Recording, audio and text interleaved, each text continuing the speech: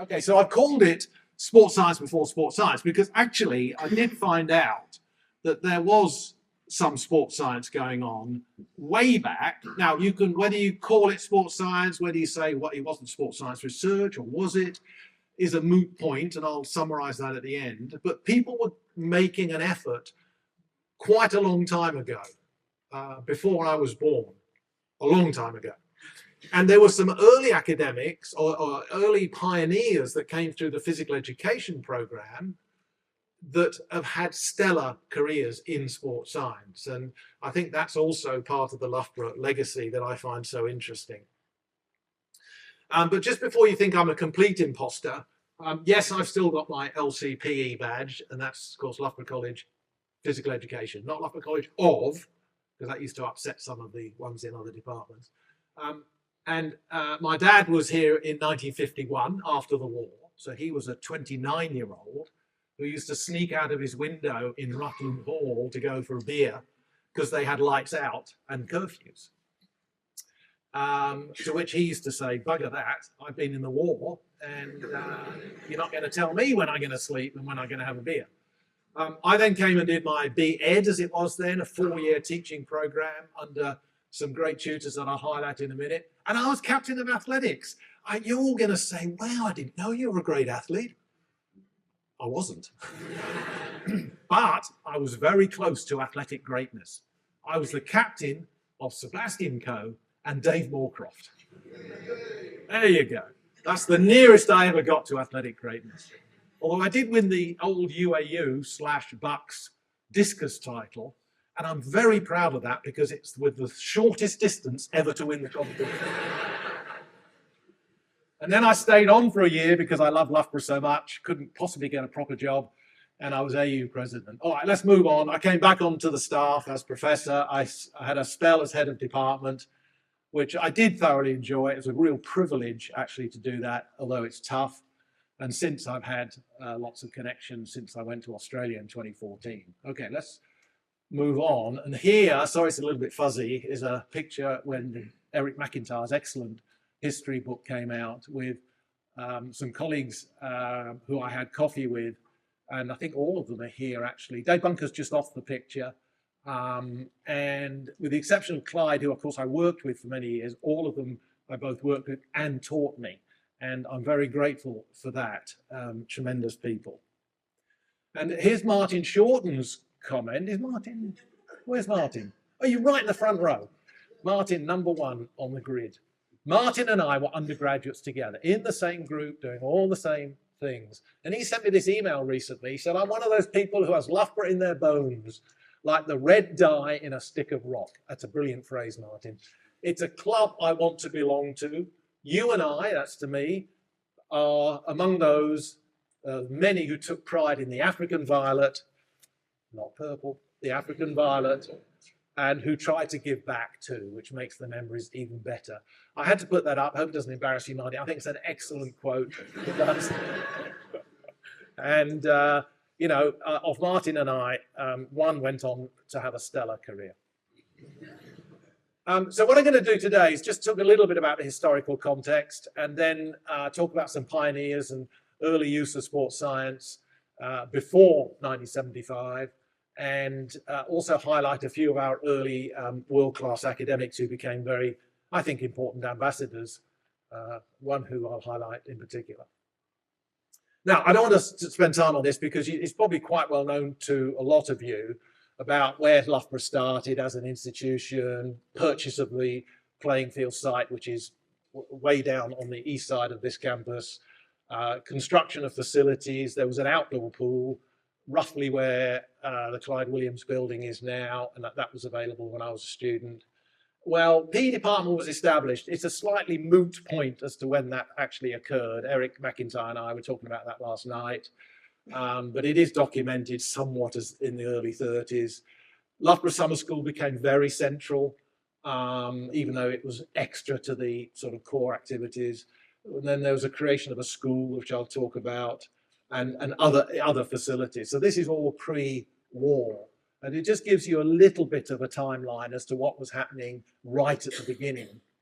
And that was the campus round about there. And I bet most of you who have been on campus, say only for a year or so, won't recognize that. I'm not sure whether I've got a pointer here. Yeah, I might have. So just to orientate you, the track is there. Okay, Hazelrig Rutland there. And down here, these buildings, which no longer exist, but not far away they existed, is pretty much where the National Centre Sport Exercise Medicine is. Okay, so that gives you a perspective that they were really the only buildings then on the campus, and that's how the old physical education got started. And as we know, the university as it is now was not always a university. There was a College of Technology. The physical education was at Loughborough Training College, then College of Education, and they merged in 1977, actually just as I was graduating.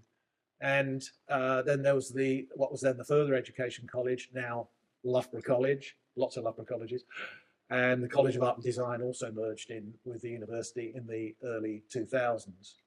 So quite a lot of changes that occurred over the years, but the main one for us was the merger of the old physical education department into the wider university.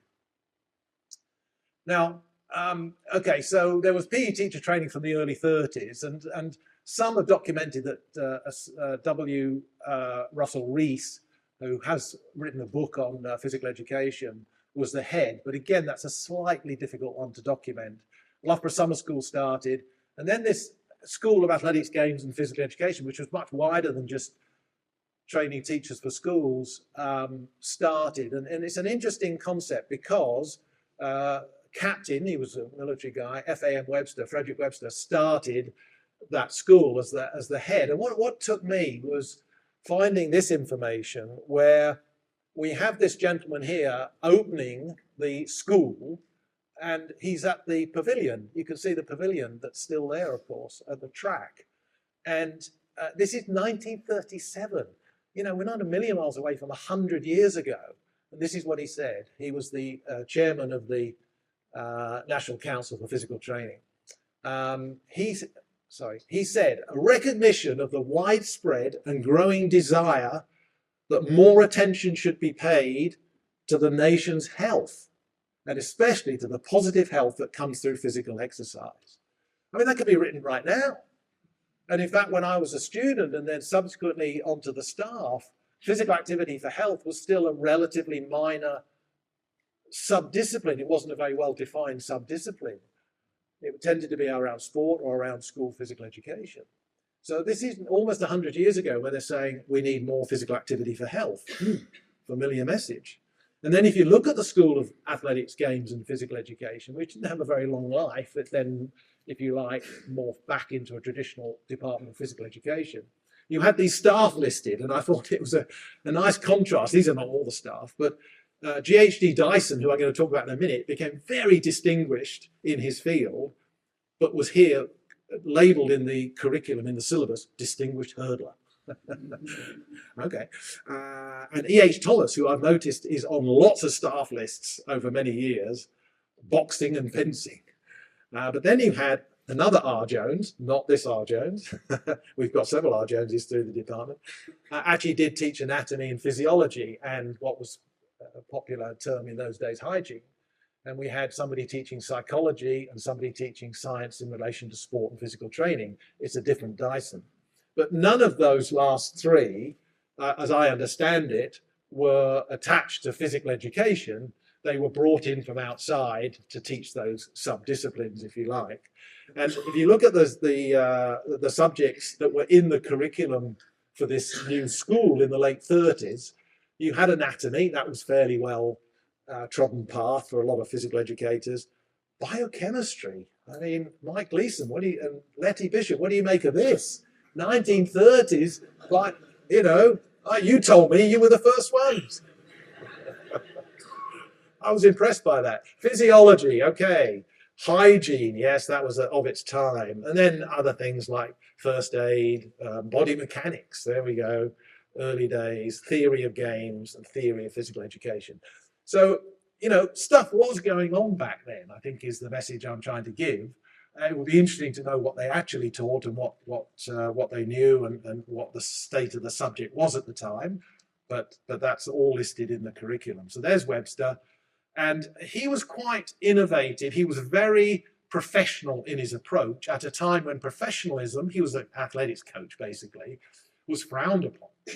He had tremendous pushback by the authorities, particularly the Achilles Club, the old Oxford Cambridge mafia, that he was pushing too far towards professionalism. But he used a lot of data, photography, film, running off to get films processed, bring them back, show the athletes, nothing like the ones that we have today. And he brought some really important people onto campus. So, for example, at the 35 summer school, there's Webster. This is Jack Lovelock, who was the 1936 Olympic 1500 meter champion from New Zealand. He was visiting, he was a student at Oxford. And you've got Jaakko Mikkola, who's a Finn, a very famous Finnish coach, who ended up coaching at Harvard. So, there's a lot of good networking and putting Loughborough on the map, I think, to a certain extent.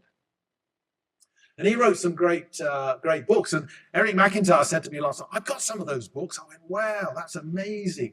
And he, look, I thought they were relatively small books, but here's Exercises for Athletes by Webster, pretty hefty tome, Success in Athletics and How to Obtain It. That one as well. I haven't looked inside yet, Eric, and what the dates are, but it'll be 1930s. And that's impressive. He wrote a lot of books, and I thought these stood out for me as being quite innovative for the 1930s. Athletics of today for women, I'm sure there was huge, well, we know in athletics, for example, women were very restricted in the events they could do and so on. Keeping fit at 40, indoor athletics and winter training. I wonder how much of that went on in the 1930s without really any facilities. So, I thought this was very interesting and quite innovative at the time. I don't know for sure, but that's my hunch. And if you look at his Science of Athletics book, again in the 1930s, I won't list all these, some are rather odd, like lessons to be learned from facial expression. Well, that was a good one. Some pretty standardized physiological and anatomical issues, competition, tests and measurements, records, record breaking, and then skill and physical education, cleverness. Okay, I guess that's a forerunner of physical literacy, I don't know. But this is interesting, 1930s, a whole book on the science of athletics. And I say he got a lot of pushback from the amateur era. And he also drew on A.V. Hill's classic work in physiology, and our very own, that's the royal we, your very own Mark Burnley. Are you here, Mark? Okay, noted in the register. Mark wrote this actually fantastic article in Journal Physiology. I don't understand half the physiology, but it was fascinating reading. And it builds on Hill's work in the 1920s, some seminal work on human performance, physiological bases of athletic records. And the conclusion I got from Mark and colleagues was that Hill was pretty much spot on. Anyway, Webster did draw on a lot of Hill's concepts in his training. So there's a very early application of sports science, if you like. Second one is Geoffrey Dyson. Now, I knew of Geoffrey Dyson when I was a student because of a book that he produced. I'll show you in a minute. He got involved with the summer school and that school of athletics. And then in 1947, he left Loughborough to go to be the first national coach. That meant he was professional. He was paid to be a coach. And again, he got a lot of knockback for being too professional, if you like. And this is a quote from a sport historian that has written about Dyson. There's quite a lot written about him, actually. Dyson gradually refined his knowledge of human movement and engineering and incorporated this into his coaching work through the use of slow motion loop film. I remember the old loop films, to analyze an athlete's technique and plotting films onto a graph so that he could establish the athlete's acceleration and deceleration, or the angle of release in throws. And he goes on to say that Dyson believed that a coach should analyze the technique of an athlete with almost mathematical precision. And he collaborated with academics in universities, a dialogue unusual in Britain during the 1950s. This is David Day, a sports historian. I mean, there are academic papers published on Dyson and other coaches around that time. Very, very interesting. And he then wrote this book, The Mechanics of Athletics. Actually, I meant to ask a few of the biomechanists last night at dinner we had. what they think of this book. I'm sure it's pretty basic by today's standards, but he was one of the first. And I think you can't take that away from people. People said that Dyson was widely respected across athletics, and he is considered one of the founding fathers of modern sports science in the UK. He didn't really operate in sports science in the academic sense of conferences and so on. He was very much application to athletics, and that's fine. But you know, he did get a lot of things started with this book that was first published in the early 60s. And you can see roughly the kind of content there. Basic mechanical principles in the first 5 chapters, and then application to the different athletics disciplines after that. I used to have a copy of this book as a student. Sadly, I can no longer locate mine. And there he is in the middle, and I'm only showing this photograph because I think this shows the history, not just of Loughborough. This relay team won the bronze medal in the 1960 Olympics in Rome. So Dyson was the coach. And on the right-hand side is an ex-Loughborough student called Nick Whitehead, Dr. Nick Whitehead, who was the first director of the National Coaching Foundation. He was a lecturer at Leeds, Beckett as it is now. Sue, did you know that? At Carnegie. And a very prominent figure and then worked for the Welsh Sports Council and so on. And to the left of Dyson is Peter Radford. He was world record holder in the sprints. Peter became professor of sports science at Glasgow University and Brunel University. He was a real polymath. He wrote history and physiology and so on. Just fascinating that you can see these people then established as world athletes, world-class athletes, and then go on to the careers, one of whom was here. Well, 2 if you include Dyson. Okay, and then my third sort of pioneer is Bert Kinnear. And I remember the name Bert Kinnear because my dad was taught by Bert Kinnear. And so I remember all these names from way back. And you can see when he was in the Department of Physical Education, he was an Olympic swimmer, and he got the bronze medal in the Commonwealth Games in Auckland. How did he get to Auckland? By boat. Yeah, he swam. Good one. I like it. Yeah, so he took a boat. There were a couple of athletes in the team that were a bit late being able to leave, and they were flown, and they were the first to really fly to those distances. So he became Chief National Technical Officer, which really was the national coach, but they didn't want to call it that. And he also battled the pervasive culture of amateurism. Now, he advocated a lot of things that were just not involved in swimming at the time. Strength training, film analysis, using the underwater panels that we had in the old swimming pool where the Clyde Williams building is now. And he worked with Dr. John Ather, who was in this department and then moved to the old Department of Human Sciences, which of course is now also within this department. And they used to do lots of tests of swimmers, strength training, power analysis, gravity testing, buoyancy, and so on. And Fred Yeaton might be able to elaborate on some of that if we have time later, because we're again talking about that. John Ather was Fred Yeaton's PhD supervisor. So again, you know, these are early pioneers: Webster, Dyson, Kinnear. Were they sports scientists? They were sports science consumers, probably, rather than producers, although they would have produced some interesting findings and maybe some novel findings, but they were not there as sports scientists, they were there as coaches. And they very much used applied sports science. Okay, my time is a bit tight, so I'm just going to talk a little bit about this wonderful photograph. Clyde and I and others have shared this recently. And this was taken in 1985, I think, for a reunion on campus.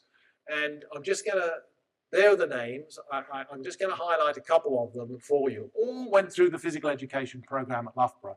Sadly, we don't know the guy, front row, second from the left. If anybody knows him, he might be here. Let me know.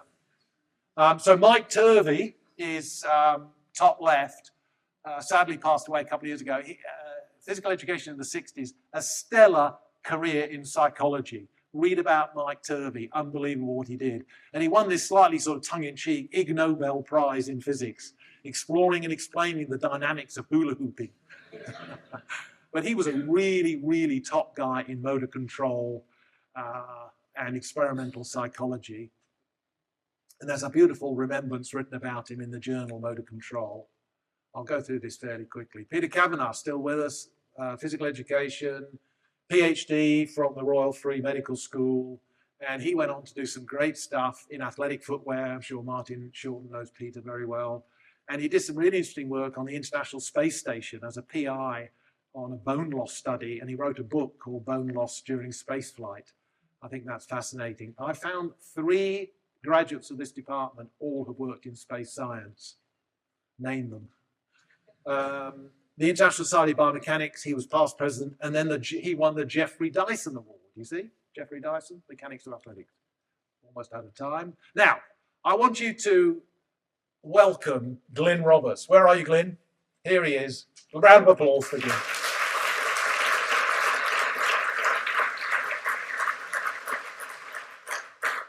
Glyn's a personal friend of mine, has been for many years. We work in the same field of psychology.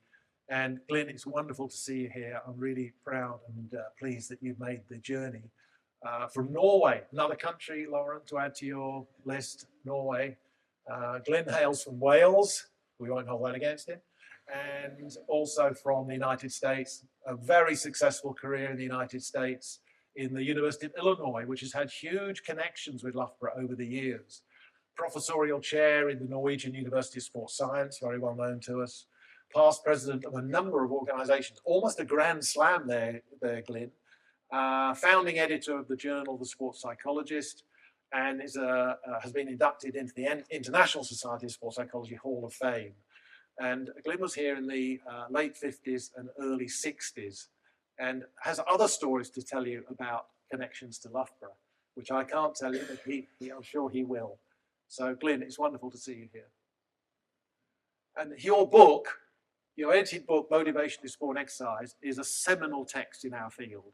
And there are 2 subsequent editions as well, which are equally good. And I've used these books. In fact, mine is falling to bits. I've used it so much. It's a really fantastic contribution. Brian Whipp, some of you will know Brian Whipp from ECSS and physiology days. Sadly passed away quite a few years ago now. He got the old diploma of Loughborough College in PE in the 1950s. And I'll let you see that for yourself. And he had a number of distinguished lectures for the American College of Sports Medicine and the APS, that's the American Physiological Society, Honor Award. And he's got a DPhil from Loughborough, where distinguished academics pull together all their publications and submit it for a DPhil. And there is a copy around. If you open it up, you think he's got all the references at the front, about 150 references. They're his papers. And then finally, John Whiting, who is a seminal figure in human movement science, motor control, motor learning, psychology. And he stayed in Britain and then went to Free University of Amsterdam for most of his career. And I knew of Whiting's work as a student. 1969, Acquiring Ball Skill. It's a psychology book. It's not about how to throw and catch in a very basic sense. It's a psychological book. And his DLC is on the book cover. He's written other very impressive papers in journals like Experimental Brain Research.